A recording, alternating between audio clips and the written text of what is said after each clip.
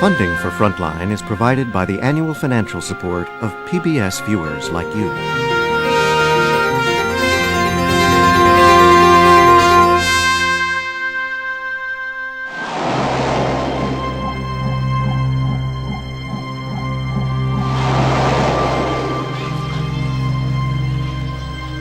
March 1998. In a Texas border town near El Paso, a deadly scenario is being played out.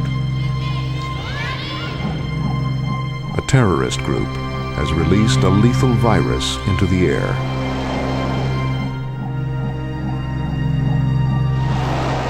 The wind spreads the fine dust through open windows and into the lungs of innocent men, women, and children.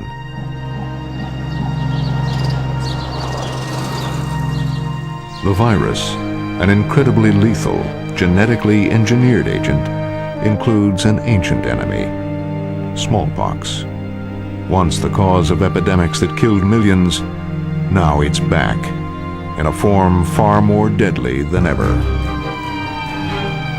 Within 3 days, hundreds flock to emergency rooms. Up to 90% will die. Hospitals are overwhelmed. There are not enough antibiotics and no vaccine.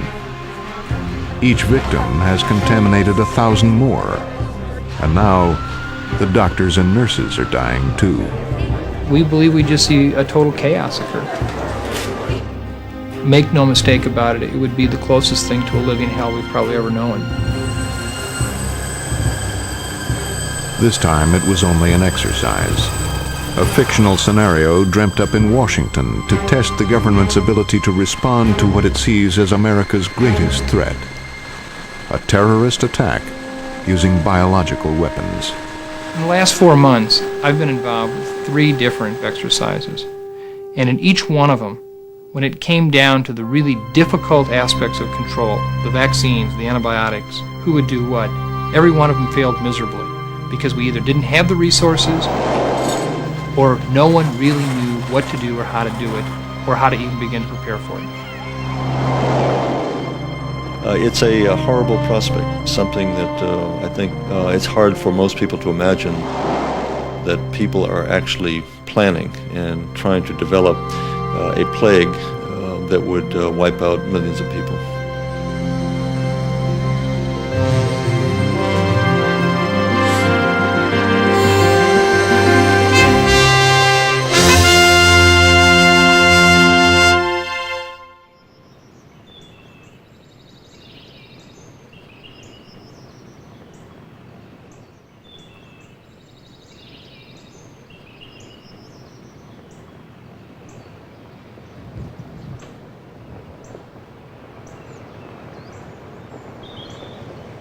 During the Persian Gulf War, the U.S. military came face to face with the real threat of biological warfare.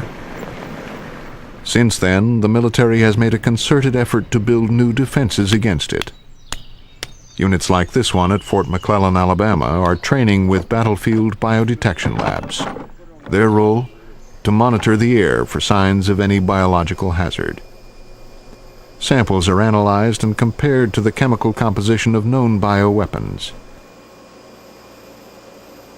But analyzing a single sample takes at least half an hour. If it takes 30 to 45 minutes, presumably in that time, a lot of people would have been infected and will die. They'll be exposed, not necessarily die. What we have then is the ability to warn the force commander that an event is going on. He can take steps at that point to protect the remainder of his force and begin treatment of those other soldiers that may have been exposed. There are dozens of biological agents that could be used on a battlefield today. This lab is capable of detecting only a handful of them. Some of the more deadly, like plague and anthrax. Anthrax is a bacterial infection that's transmitted in the air. It starts out with flu-like symptoms, and within 3 to 4 days, virtually 100% of people who are not treated already will die. Plague is another bacterial-caused infectious disease. It causes a type of pneumonia in a number of patients. It is fatal in a large number of them if not caught early, and it's very easily transmitted through the air. Smallpox is probably the ultimate weapon because not only will it kill lots of people, we have no treatment for it, and people will continue to be infectious themselves and transmit it potentially months to years after the initial hit occurs. Anthrax requires, as does smallpox, a very small volume of material. It's been estimated that with as little as 2 pounds of powdered anthrax would be enough to saturate the whole of Manhattan Island, for example, all of New York. Beginning perhaps 2-3 days later, people develop the pulmonary disease and die very quickly. But cases continue out for as much as 6 weeks. In Manhattan, we would count hundreds of thousands of deaths. This threat is taken very seriously. The bombings of New York's World Trade Center in 1993 and in Oklahoma City 2 years later proved that domestic terrorism is a reality. The fear is terrorists will turn next to weapons of mass destruction, and there's evidence they've already tried. We saw the situation in New York City where the terrorists tried to destroy one of the trade tower, and they had contemplated setting off cyanide in the process. It failed to ignite, and therefore the great catastrophe did not take place. But in 1995, the Japanese cult Aum Shinrikyo successfully carried out a sarin gas attack in the Tokyo subway, killing 12 and injuring thousands. But chemical weapons had only been their second choice. The Aum Shinrikyo clan in Tokyo, they had graduate microbiologists as members of their clan who were looking at ways in which they might have been able to create a biological weapons capability as well as a chemical weapons capability. Their chemical weapons work was much advanced, and so that, when they decided to strike, was what they used. 2 years earlier, the cult's leader, Shoko Asahara, had ordered the release of anthrax from the roof of a Tokyo building. Fortunately, the test failed.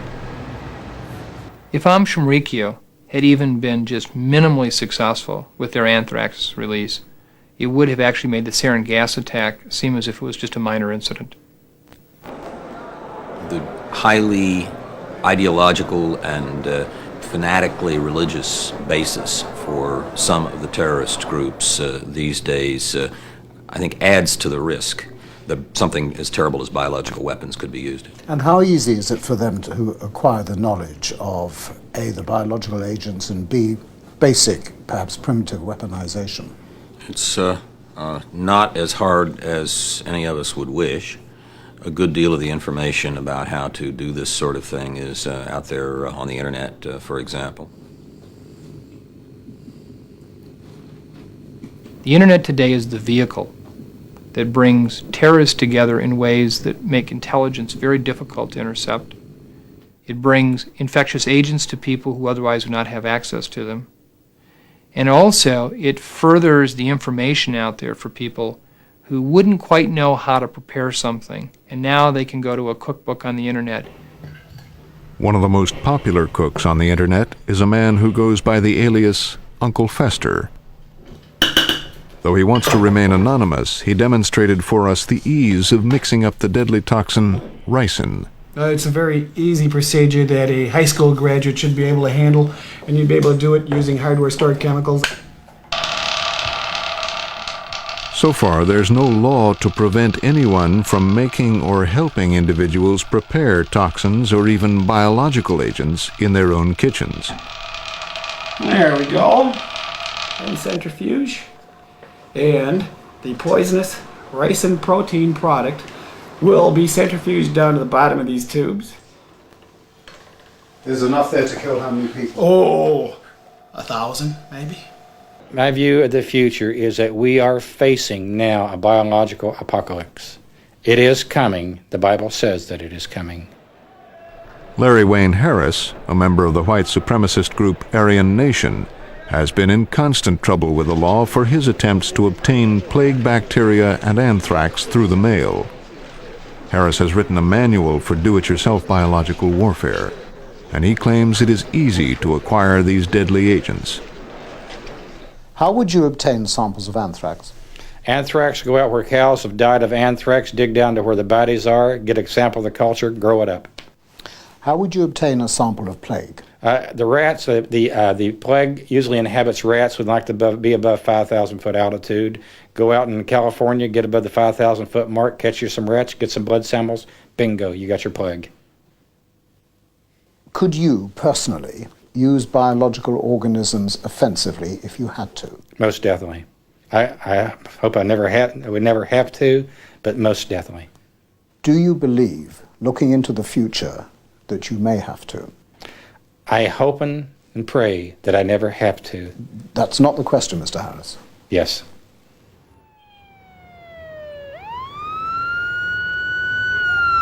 Last year in Washington, just a half a mile away from the White House, a petri dish labeled anthrax was delivered to the mailroom of the B'nai B'rith building. This time it was only a hoax, but experts worry that next time it could be real. Dr. Anderson, do you believe that a bioterrorist attack is inevitable? I believe that we will experience a bioterrorist attack at some time in the future. It's not a matter of if, it's only a matter of when. The same biological weapons we worry terrorists might use today were first developed by the Allies during World War II. It was here in 1942 that the very first BW field trials were carried out. Sheep were used for the trials because they're particularly sensitive to inhaled anthrax. This recently declassified footage documents British tests with anthrax, valued because of its high kill rate.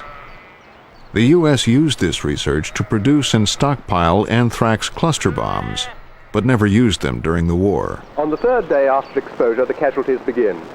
Dead sheep can be seen further down the line. It is, of course, necessary to confirm that they've died of anthrax. Results were very satisfactory and confirmed lab figures. Sheep which did not die were destroyed by humane killer after 7 days. The British ended their program in the 1950s, but the U.S. continued to grow its arsenal into the largest in the world. When you were working on America's offensive program, what was the most chilling thing you learned?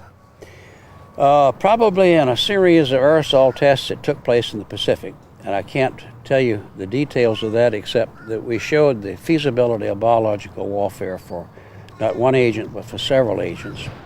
In 1969, extensive tests were conducted 1,000 miles southwest of Hawaii. Phantom jets sprayed biological weapons in powdered form over hundreds of barges holding caged monkeys. Half the animals died, demonstrating that biological agents were more effective at killing than nuclear weapons. And it worked. And it worked. We demonstrated the feasibility of biological warfare beyond any shadow of a doubt. Biological warfare. It may produce global epidemics and profoundly affect the health of future generations. Therefore, I have decided that the United States of America will renounce the use of any form of deadly biological weapons that either kill or incapacitate. President Nixon's sudden renunciation of biological weapons surprised the world. Now, why did he do that? One of the principal national security arguments was that here we were, never having carefully reviewed this program for more than 15 years, pioneering the development of weapons that would make it possible for a multitude of other states and even non-state entities to destroy the United States, when we had no need for such a weapon because we had the nuclear deterrent. So it was judged absolutely foolish for us to persist in this activity. In 1972, the U.S., the Soviet Union, and the United Kingdom jointly pushed for an international treaty which would put an end to all production of biological weapons and ban any research leading to their development. In time, 140 other countries would sign on.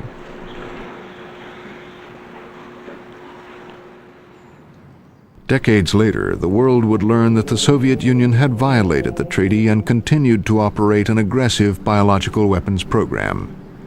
Today we know this because of Soviet defectors like Dr. Kanatian Alibekov, who fled to the West, changing his name to Ken Alibek. For 20 years, Dr. Alibek was a top official in the Soviet program, but now is telling everything he knows. The United States and Great Britain, after signing that treaty, obeyed that treaty. The Soviet Union not just continued its research and development. All work was conducted with a very high intensity. New facilities were established. New weapons were developed.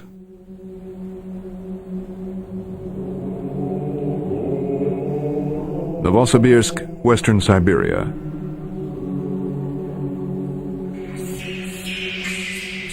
Tucked inside a clearing in the silver birch forests lies one of Russia's most secret biological research laboratories. Dr. Alibek was the number 2 man in a program called Biopreparat. Administered by the military but staffed with civilian scientists, Biopreparat employed thousands at over 40 research and production facilities. Here they worked with some of the most dangerous viruses and bacteria known to man. I'd like to say that completely finished and accomplished biological weapons were as follows. Smallpox biological weapon, then plague biological weapon, anthrax biological weapon, Venezuelan equine encephalomyelitis biological weapon, tularemia biological weapon, brucellosis biological weapon, and some others. According to Alibek, the Soviets did not develop these weapons for the battlefield, but as strategic weapons of mass destruction for use against civilians. What kind of targets? We can assume that New York, Los Angeles, Chicago, this type of cities. How would these agents have been delivered? Using strategic bombers with cluster bombs and multi-warhead strategic missiles. There was no problem to apply biological weapons in warheads at all. In the mid-70s, U.S. intelligence agencies began to develop deep suspicions about the Soviets' biological program. There were accusations about them having an illegal program in Geneva and in New York and other places. So it was a subject that was being talked about. They were being accused, but they were just totally denying it. And it's really, when you get to 1979, that changes with the accident at Sverdlovsk. That changes everything. In March of 1979, up to 100 people had died suddenly in an anthrax outbreak next door to a suspected Soviet biological weapons facility in the city of Sverdlovsk. We had been looking at this facility, Sverdlovsk. It had been listed as a suspect facility for a very long time. And when we get information that the people have been killed downwind from this facility, and other information is put together as we monitor what is going on, how they are reacting in the city of Sverdlovsk, it becomes clear this is not some kind of medical problem, and our conclusion was very firm. This was a biological weapons facility, they had a release of anthrax spores, and people were killed. The Soviet government, including the region's party leader Boris Yeltsin, claimed the deaths were caused by tainted meat, a story some influential American scientists found believable. There were certain things we didn't understand. For example, there were cases who showed up as late as 6 weeks after the first cases, and we had thought that the incubation period for anthrax is only a few days. Well, it would be easy to see how if it was bad meat, contaminated meat, and that was the way in which gastrointestinal anthrax had occurred and still does occur, and particularly in Russia and the Ukraine and Kazakhstan even today, could take 6 weeks because you put the meat in the refrigerator and some of it you don't eat for a few weeks. So we didn't understand everything. Knowledgeable and sophisticated scientists, expert microbiologists, were prepared to say, well, the benefit of the doubt is it could have been what the Soviets said it was, which was infected meat or infected bone meal, that sort of thing. And it was very hard at that stage for people in the community to, the intelligence community on both sides of the Atlantic, just to carry on and say, no, I'm sorry, we stick to our guns. I did argue, and I think justifiably, that at that time the evidence we had as to what caused the accident at Sverdlovsk was not yet clear. And there were people in our own government who thought the same. Debate raged back and forth in the intelligence community. We were convinced by the evidence we had available that accident represented a leak from a plant that made anthrax fulfilling into weapons. And indeed, much later on, we were privy to the information which said that there were a number of extremely large fermenters there, producing tons of anthrax. It would take 13 years before President Boris Yeltsin would finally admit that the deaths had been caused by an anthrax release from a military lab. But in 1979, Washington clearly missed an important opportunity to pressure the Soviets about their growing biological weapons program. In the end, we were proved right, but one only wishes that it was sooner rather than later. Machupa infection or Bolivian hemorrhagic biological weapon, and some others.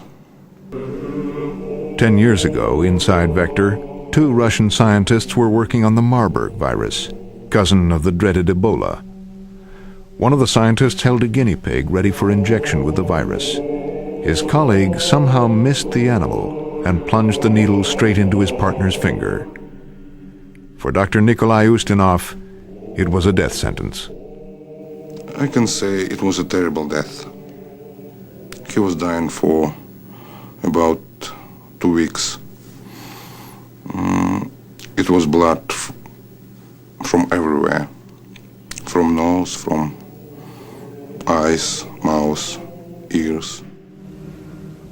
Dr. Ustinov died keeping a scientific diary, knowing how horribly he would perish. His wife was spared the grisly details by colleagues who wrapped him in sheets to his chin during her visits. During the first few days, we communicated through the window. Naturally, nobody was allowed to visit him or have contact with him. We were only allowed to talk on the telephone. I said goodbye to him through the window. He was already unconscious. During the autopsy, Ustinov's liver and spleen were removed and his blood siphoned out by syringe. They needed the body fluids and organs so that the Marburg virus that had destroyed him could be replicated in the laboratories. It was refined and christened Variant U for Ustinov. Now, Ustinov's body was used for further scientific research on offensive biological warfare. Unfortunately, yes. What did you do with it? A virus that was isolated from his organs was used for manufacturing new variants of biological weapons. So it would be more virulent? Yeah, it was more virulent.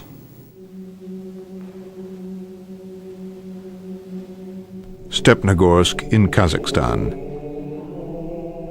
This was once the largest biowarfare production facility in the world, and where Dr. Alibek led the team that developed the world's most powerful weapons-grade anthrax.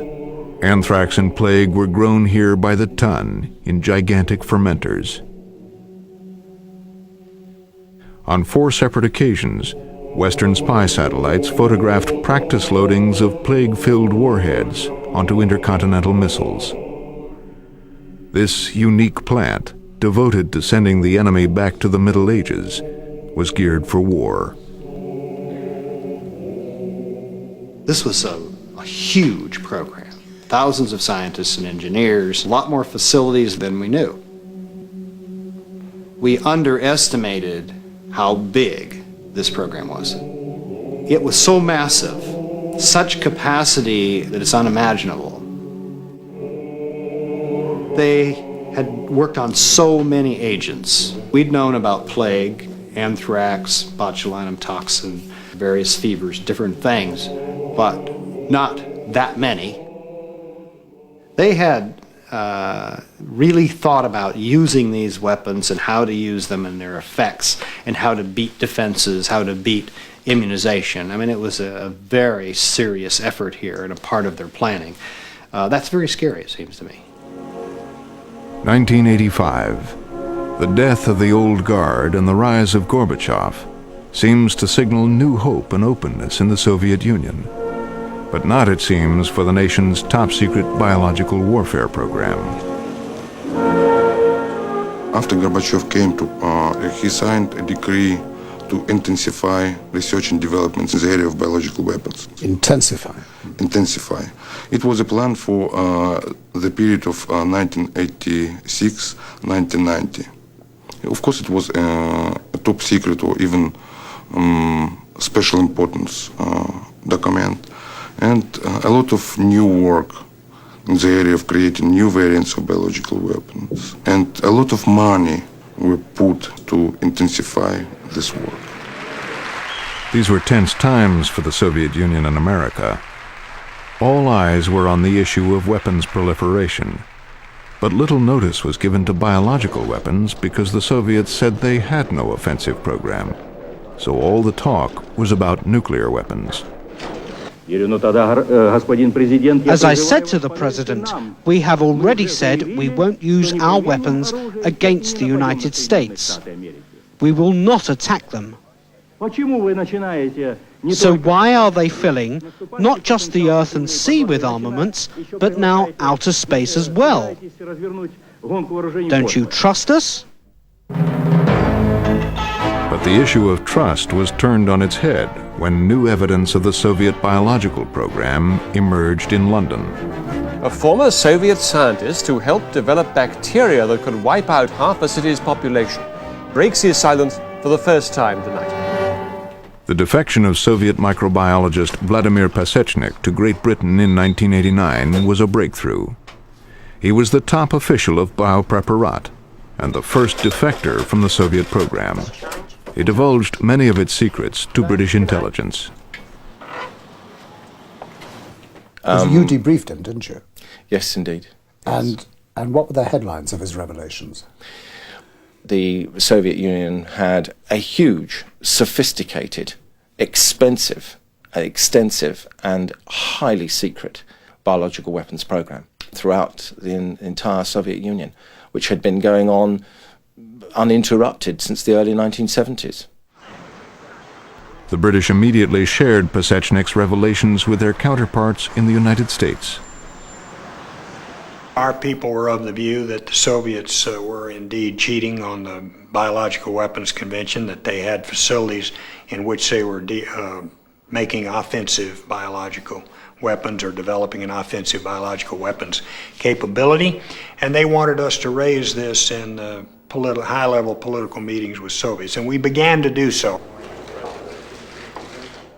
It was important that we get in to see the Biopreparat facilities so that we could once and for all and conclusively satisfy ourselves and indeed the rest of the world that there had indeed been these violations and that our suspicions were not just wild shoot from the hip type suspicions. I raised the issue of biological weapons with Eduard Shevardnadze, who was the foreign minister of the Soviet Union, in an automobile as we were driving out of Moscow. I recall him saying, "We've checked into this, and we are distressed to learn or embarrassed to learn that there has indeed been some activity going on. It's going to cease, and you may inspect the facilities." And so the first Western inspections were launched. This satellite picture appears to show an ordinary apartment block in St. Petersburg, but it was hiding something far more elaborate.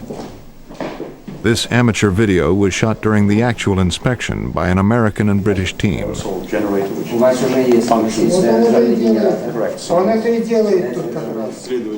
The team discovered that this was actually a biological warfare facility used for testing the dissemination of plague bacteria.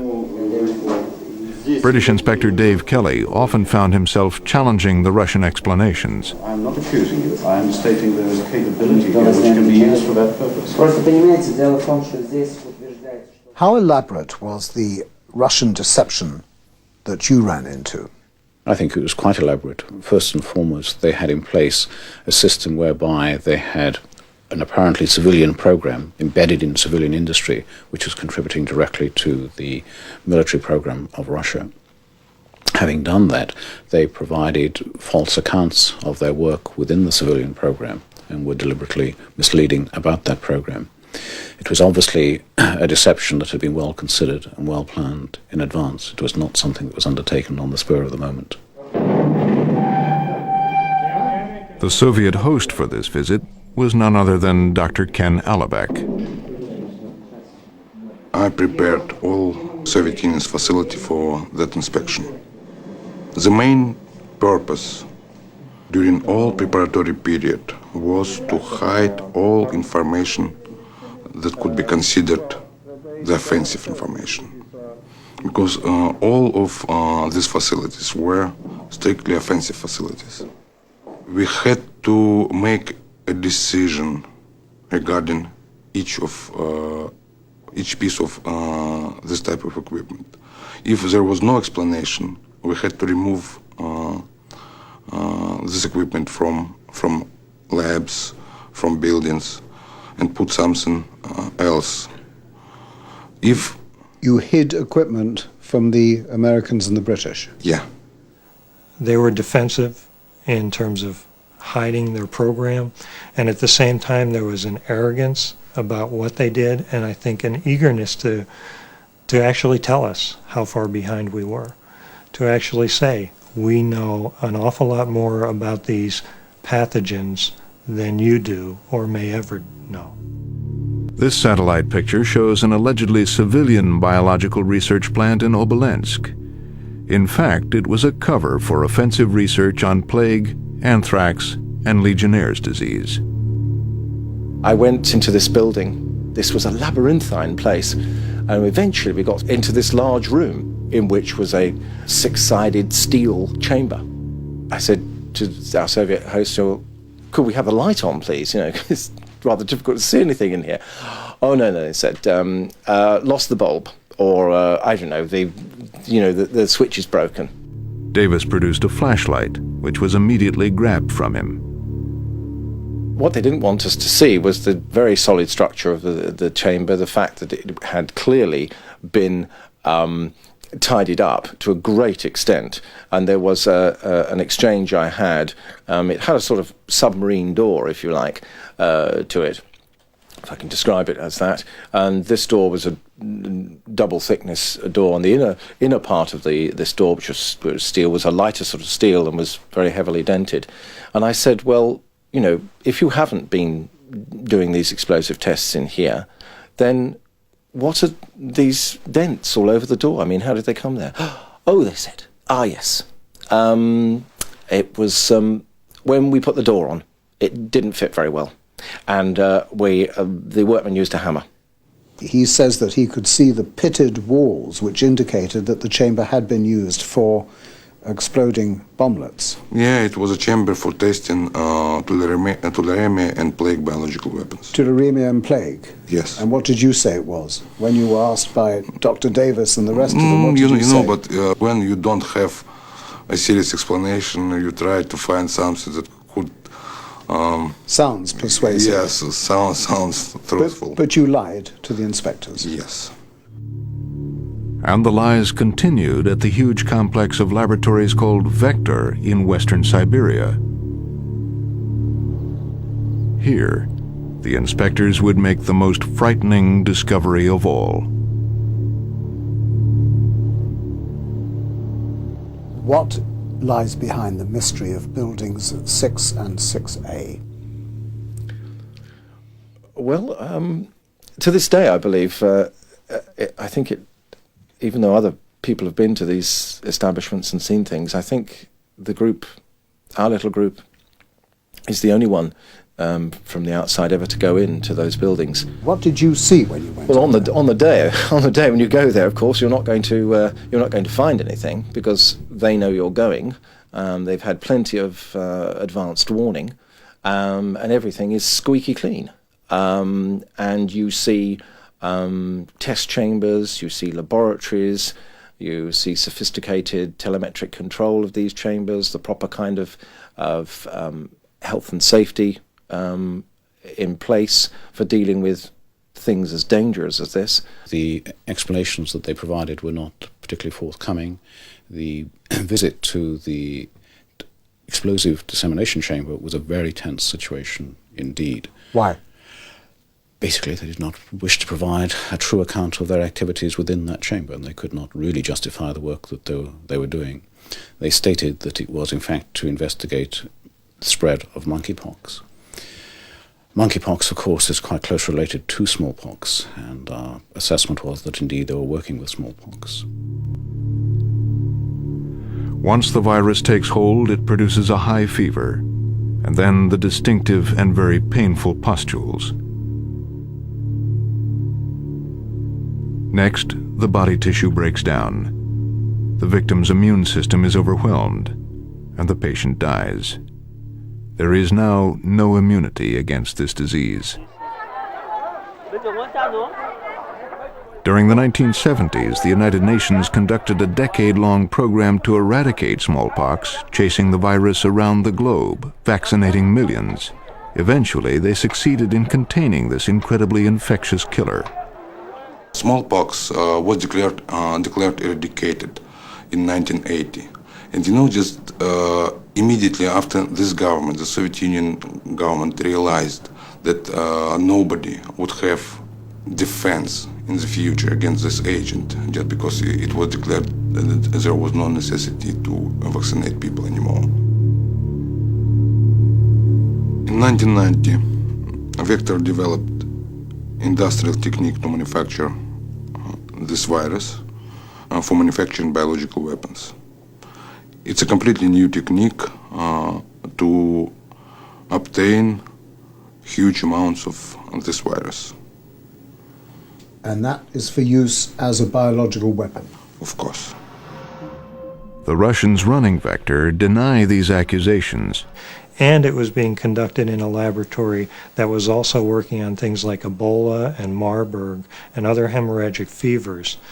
Was just unbelievable. It broke down every idea in my mind that we could achieve an eradication of smallpox in this world.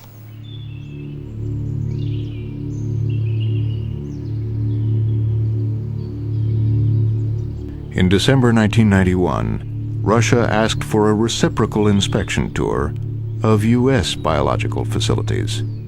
Washington agreed. They came to Pine Bluff Arsenal, Arkansas, once America's key biological manufacturing base. But its rusting architecture and abandoned buildings sent a clear message. It was evident the program had been shut down long ago. We've obtained amateur video of that visit, too. Ken Alabek was a member of the Russian team. Before I came, I strongly believed that this country had such a program. But when I came and I saw abandoned facilities, I found out there was no offensive program in the United States. It didn't matter, we were told, whether or not they've got this program, but you must find any evidence to prove an existence of such program in the United States. So you were, to sum that up, you were ordered to lie in your reports to the Russian leadership? That's correct. And to say the Americans are still conducting an offensive program? That's correct. But when he returned home, a disillusioned Alibek refused to write the false report, deciding instead to resign from the program. Within 2 weeks, in January of 1992, I resigned from the Russian army, and in February I left all my scientific and administrative positions and quit. Soon after, he defected to the United States, where he was debriefed by U.S. intelligence. I did a lot of very bad things. I consider myself a person who was responsible for development of such serious weapons. I'm not a believer, but in my opinion there is God, and God will forgive me for what I did in the past. What was the significance of Ken Alibek's defection to Washington? It really was that the Soviet biological warfare program was continuing into the 1990s. We, of course, had been following it through the years, but we had been given assurances that it had been stopped. And when he said it had not and detailed the extent of the program, I think it was a real shock.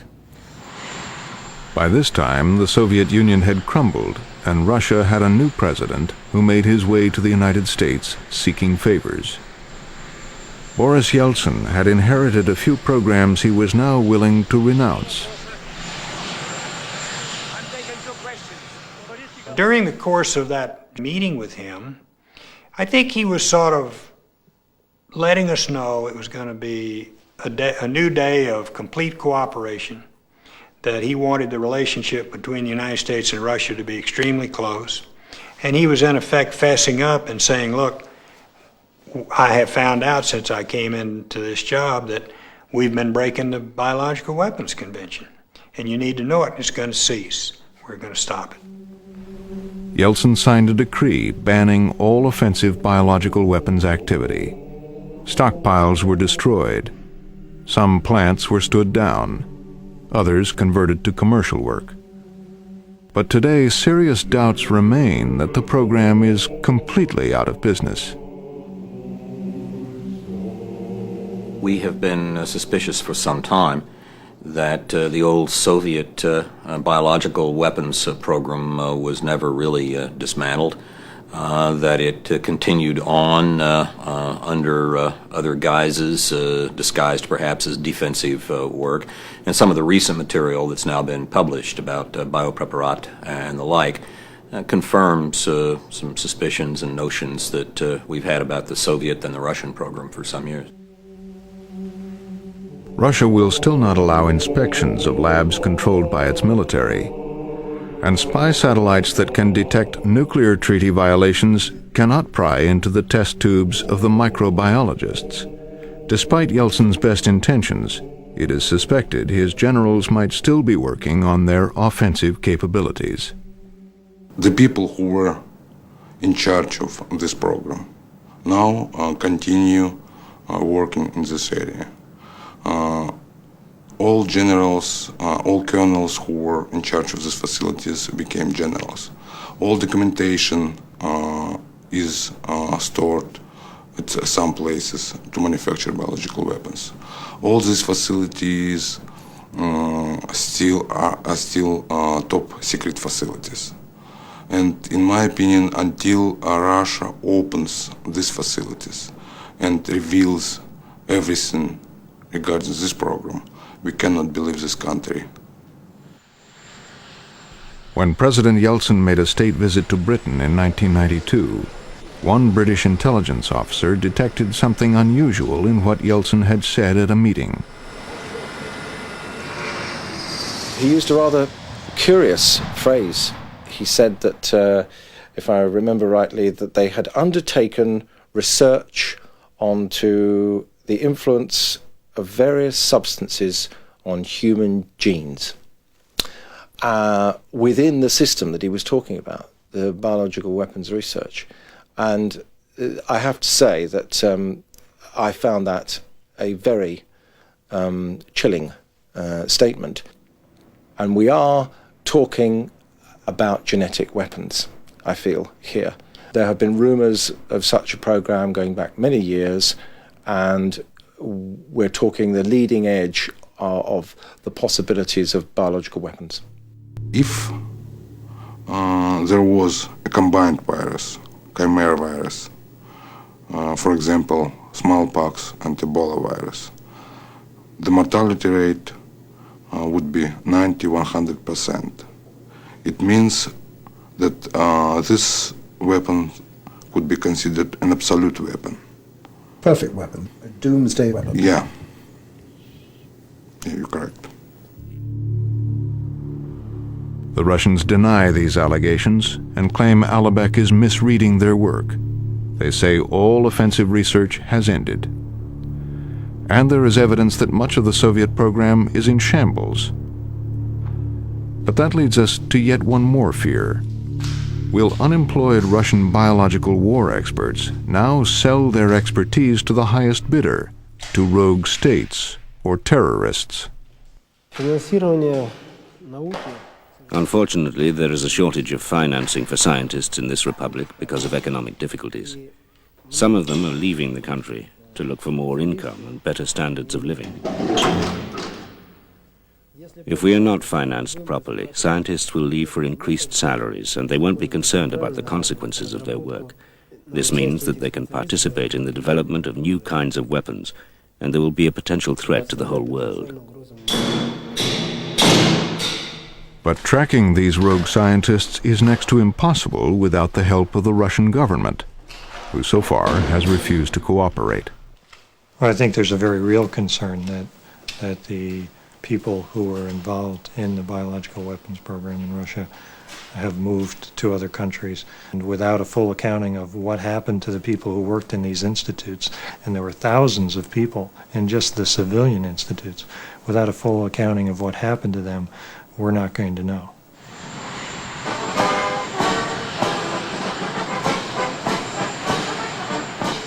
Russian biological weapons were on the agenda at the September 1998 Moscow summit. But the real purpose of the meetings was to shore up a shaky Russia and its even shakier president. We want to see reform succeed in Russia. We have a big stake in seeing that happen. But we also have a big stake in making sure that they follow through, carry through, and perform the agreements that they've made with us. Privately, the U.S. remains frustrated that there is no access to Russian military labs. But publicly, Clinton and Yeltsin say they are cooperating. We pledge to accelerate international negotiations to establish a tough inspection regime for the Biological Weapons Convention. I don't believe it's possible to overstate the importance of this initiative for the next 20 years. But as the U.S. and Russia continue to negotiate, American intelligence agencies are worried. In testimony before the Senate Intelligence Committee, they warned key components of the former Soviet biological warfare program remain largely intact, and that this activity, if offensive, would contradict statements by top Russian political leaders that offensive activity has ceased. For them to be cheating on biological weapons, that's no different than cheating on nuclear weapons, on the agreements we have with them on nuclear weapons. And we need, there's no reason, if we have suspicions of that, and they're well-grounded suspicions, if they are well-grounded suspicions, we should be pushing very hard. I don't think that Russia should be the sole or necessarily even the prime focus here. The fact that the Russians have had a biological program for a long time and may have some expertise that would be available to the highest bidder, either criminal groups or terrorist groups or Mideastern countries, is important and interesting. But it's not the main point. The main point is that biological weapons are easy to do if you didn't know a single Russian. They call biological weapons the poor man's nukes. At least 11 nations and several terrorist groups already possess the knowledge. Many more seek it. And it is a grim truth that historically no weapon has ever been invented that was too awful to use. I'm not a psychic. I cannot predict what will happen in a year, in 2 years. But you know, the problem is it will happen, unfortunately. But maybe for the first time, let's try just to do something before it happens. We must be ready to fight the next war, not the last one. In the past year, the Clinton administration has accelerated a wide-ranging program to prepare America for a biological attack. Hundreds of millions are earmarked for troop inoculations, vaccine stockpiles, early warning equipment, and emergency team training. But some experts who have studied the devastating results of the government's biological war games are asking, given the severity of the threat, are we working hard enough, fast enough, and smart enough? The million-dollar question today in Washington is, what is it going to take to get policymakers to see that all the money that we're throwing into bioterrorism has really had very limited impact on our ability to prepare out there? And what's happened is people have confused activity with action. And hopefully we're about to turn the corner where people finally see that without talking to the state and local health departments, without talking to the local emergency management people, without developing the national programs for vaccines and antibiotics, we will remain unprepared for bioterrorism. Make no mistake about it, it would be the closest thing to a living hell we've probably ever known.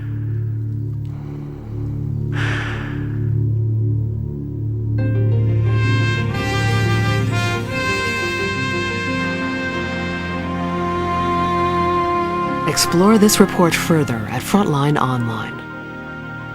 For more about the Soviets' Anthrax League at Sverdlovsk, a look at South Africa's reported use of biological weapons, a rundown on the state of U.S. preparedness against the threat, read the extended interviews with experts, and more at pbs.org/frontline.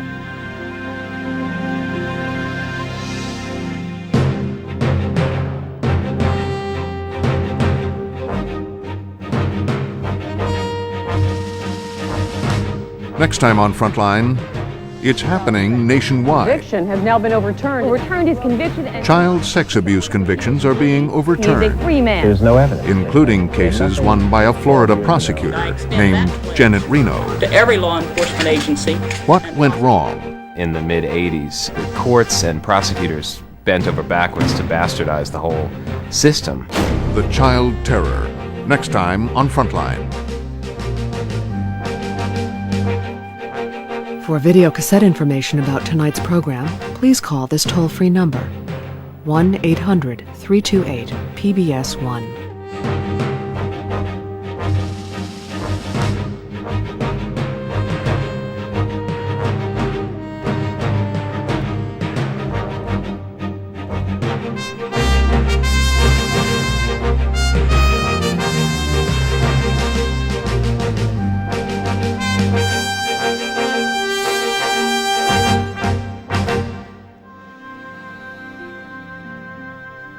Now it's time for your letters.